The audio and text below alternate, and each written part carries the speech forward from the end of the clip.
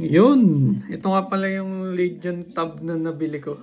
Lenovo Legion Y700. Pero 2023 model pa to. Yun. Yung in-unbox ko. Problema dito, hindi siya na-update yung ROM niya.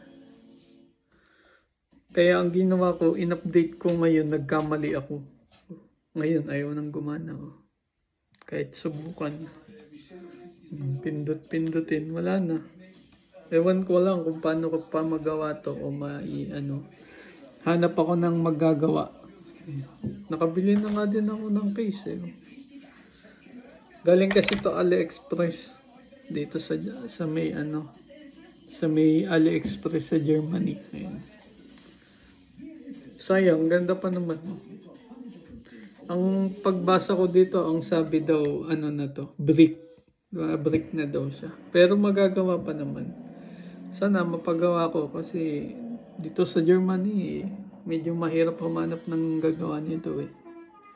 Siguro sa Pilipinas na lang. Kabilan ko pa naman siya ng case. Sayang, 1 week pa lang.